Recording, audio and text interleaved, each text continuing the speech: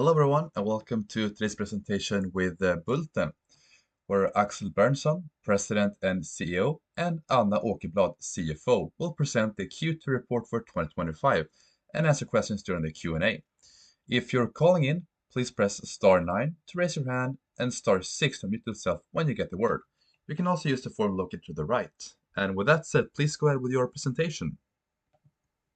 Thank you. Welcome to our Q2 presentation.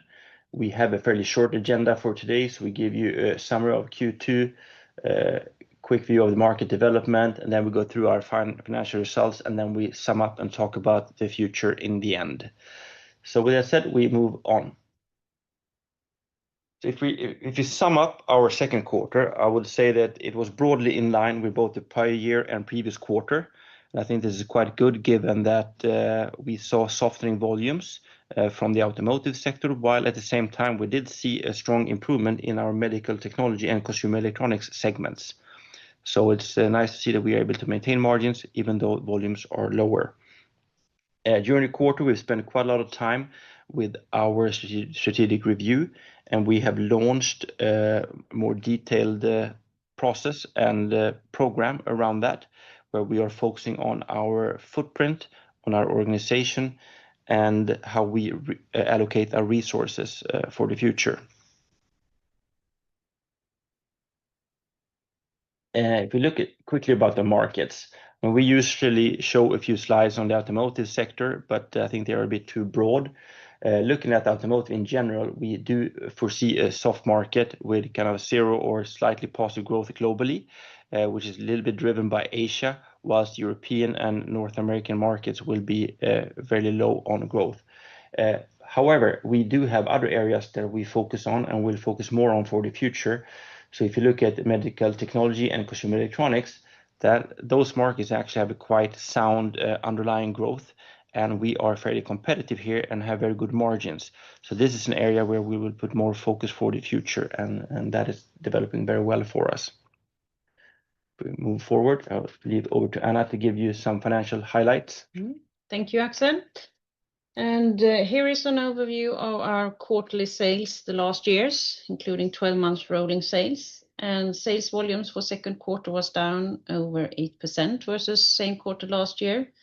And this is following our customers' pattern, where some of them did not produce for export due to global customs discussions in the beginning of the quarter, which is also reflected in the order intake. However, our sales is still on a relatively stable level in a more volatile market. And in this waterfall, you can see the change in rolling 12 months sales for different customer groups. And there is a positive growth in other industries, the slight decrease in the rest of the customer groups. And the customer group other industries has, with this, increased sales with 9% compared to last year rolling 12 months. And as a proportion of rolling 12 month sales, other industries outside automotive amount to over 14%. And this is an increase compared to last year when it amounted to over 12%. Our main customer group, OEM light vehicles, amounts to 61% and is in line with last year. The second quarter delivered an adjusted EBIT of 69 million SEK, which is equal to 5.2% EBIT margin. And the quarter was in line with both last year and previous quarter. Adjusted earnings per share for the quarter was down to 1 SEK and 3.1 SEK for the rolling 12 months. Looking at the cash flow and net debt, we have amortized debt with cash and hence the negative cash flow from financing activities. Cash position is lower than last year's quarter, but in line with the end of last year when taking out exchange rate effect. Net debt excluding lease liabilities is higher than last year, but more in line with year end. Our Adjusted key indicators for rolling 12 months are in line with last year or slightly below. The adjusted net debt in relation to adjusted EBITDA is in line with last year at 2.3. Our guideline for average net working capital in relation to 12-month sales is about 20 to 25%, depending on growth pace. At the end of the quarter, our rolling 12 months are at a level of 16.7%, which is a good level and in line with last year. CapEx as percentage of sales is slightly above our guidelines, and this is related to catch-up of previous years where CapEx were held at a low level in combination with timing of completion of larger production equipment and efficiency investments. Depreciation as percentage of sales is in line with our guidelines. Now back to you, Axel. Thank you. Crisp and quick. All right, so if we sum this all up, then we can see that our net sales declined by 8.8%. But I would say that through this disciplined cost management and very good control of our operational expenses, we were able to keep EBIT in line with last year. And even though we did see a decline in the passenger vehicle segment, we are quite happy with that we have had quite a few wins in both in Europe and Asia in our more higher margin businesses, particularly in C-parts, microscrews, and with VMI solutions. I think this is a good step forward for Bulten, where we're winning in the areas where we make more money, and that is kind of positive for the future, I would say. If we then take a quick glance of what we are now spending our time on for the rest of 2025, the first thing is to sharpen our focus on the high growth, high margin markets, like we just saw on the previous page. And that includes then the medical technology and consumer electronics businesses, and also into more niched products where you have an opportunity to have higher margins, as well as when you do more value-added services towards your customer, then you create more value and you have an opportunity to make more money. And this is very much in line with our ambition to grow beyond the automotive sector and increase our profitability long term. Secondly, we are spending a lot of time at the moment to define how to best evolve both our incentive, our governance structure, and overall organization structure to support more of a decentralized, customer-centric model at Bulten. Thirdly, we are reviewing our footprint and a lot of other topics. Basically, what we want to do with all that is to create more financial strength so that we can invest in acquiring more companies and having a profitable growth for the future. And for that, we need firepower, and we are spending quite a lot of our time to analyze different opportunities to realize that, basically. I think that's what we had for you today as a presentation. With that, I'll leave over to questions. Thank you very much for that presentation. And yes, let's open up the Q&A section here. If you're calling in, please press *9 to raise your hand, and then *6 unmute yourself when you get the word. You can also use the form located to the right. And we'll start with the first question here. Or we have Mats Liss from Kepler Cheuvreux. Please go ahead. You have the word.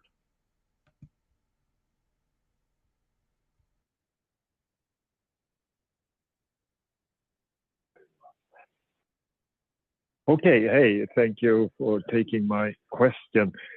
Well, you mentioned the order intake during the quarter were sort of affected quite substantially during the beginning due to global tariffs, and then sort of the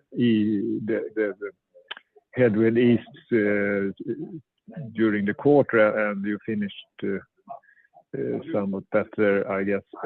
Could you say something there about how you have third quarter have started now, or maybe also if you should expect it to be more in line with previous quarter? I mean, somewhat seasonally affected by the holidays and so on. I would say in general, Q3 is a weaker quarter most years, historically, due to shutdowns at our customers' plants and so on for a lot of maintenance and things like that. But that aside, Most of the drop that you saw on order intake, which is a quite big drop, the vast majority of that is from one customer that decided to stop deliveries to North America in the beginning of all these custom duties changes and insecurities in the beginning of the quarter. And that customer has now resumed all the production is producing at full speed again, which means that that big drop isn't real, if you say, for the long-term volume. From what we can see in the projection from the customers, they remain on the same plan as they did before the custom duties started to rise. So today we don't see major concern around that. So yeah, great. So it seems that things are moving somewhat better. Then, well, looking at the gross margin, it's sort of improved there, and I missed the reasons why, but I guess it seems that you have a pretty good pricing, I guess, and maybe also if you can touch upon the mix change there, if that also helps the gross margin, the mix change towards non-automotive segments. Yes, in general, the non-automotive segments have significantly higher gross margins than the automotive. And over time, as we grow that portion, we should expect a higher gross margin in the business. Good. Then, well, maybe also coming back to the tariff impact, could you shed some more light on how that could affect you, given the current indications of tariffs, well, U.S. tariffs on European imports and so on? I think on the European business, it is no major impact, but we do follow. I mean, if you follow the large customers that we have and you see their volume projections and their volume deliveries, we kind of follow that in Europe, as most of the business that we have in Europe is automotive, and a lot of it is light passenger vehicles. So we will follow those trends, and there's no major effect from tariffs on that yet, but there is some. If you look at Volvo, I think they were down 9% year to date overall in their volumes. And we are down slightly less than that year to date, but we follow that trend. If you look in our Asian businesses, we haven't really seen a major effect on that yet, but it could be effect in the future if there's a lot of production that would move to the US. I don't foresee the consumption in the US will go down dramatically, and I do foresee it will take quite some time for all this manufacturing to move elsewhere. So sooner or later, that volume should still be there, if you will. Great.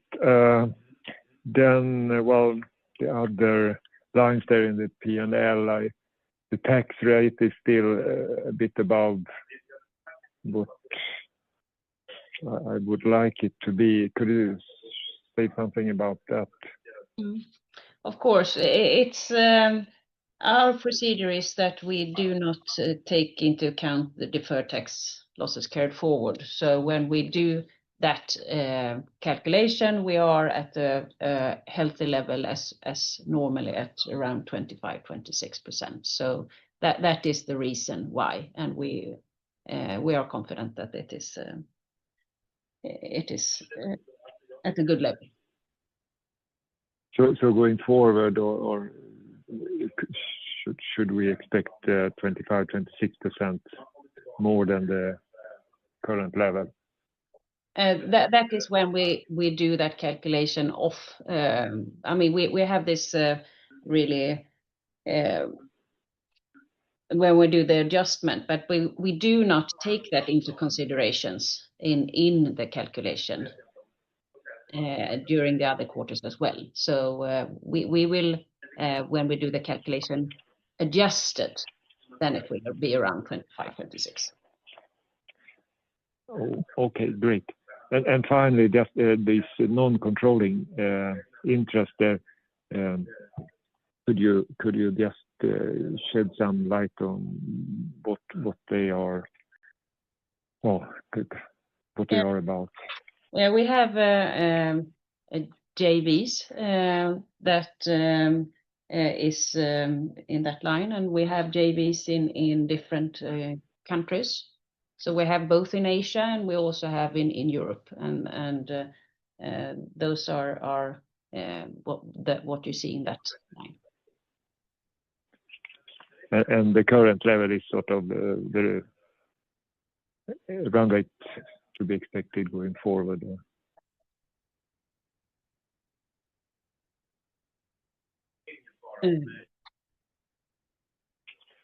Yes. Yeah. Yes, at the moment, Yeah, that is what we expect. Yes. Yeah. Good. All right. Thank you. Thank you very much. Thank you. Thank you, Mats. Okay, we'll take the next question here. Can you quantify how much cost you might be able to take out based on your review of the footprint, etc.? Well, practically, yes, we could, but we do not want to disclose that yet. Once we are done with, or the analysts have chosen the scenario that we will implement, then we can go public with the effect of that.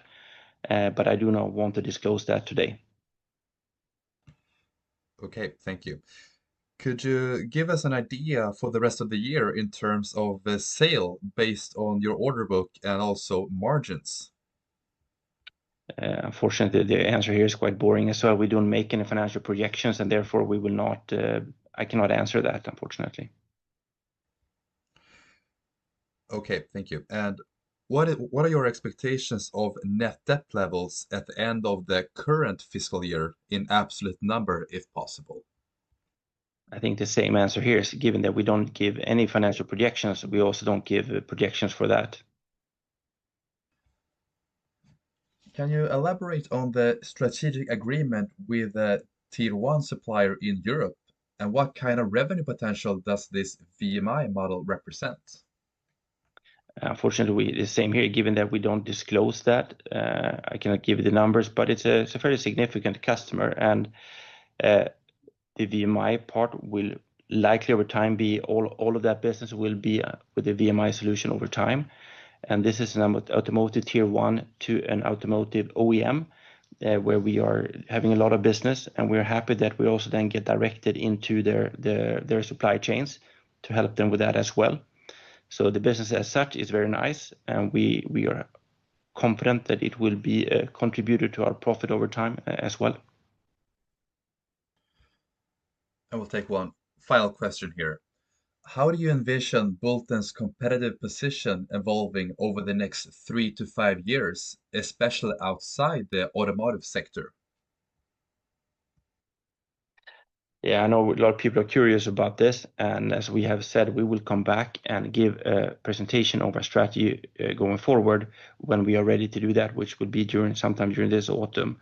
But I do foresee that we will compete with a very customer-centric business model, and that I can say, and that we will be quite decentralized and try to be very, very close to the customer and run our P&Ls close to the customer. So we can be very quick, very service-oriented, and be a very, very good supplier to them. That would be kind of the heart of it, but more than that, I do not want to disclose today. Okay, that concludes today's presentation. Thank you very much, Axel and Anna, for presenting and answering all of our questions. And thank you everyone who joined us today for this presentation with Bulten. And I wish you all a great rest of the day. Thank you very much. Thank you. Thank you.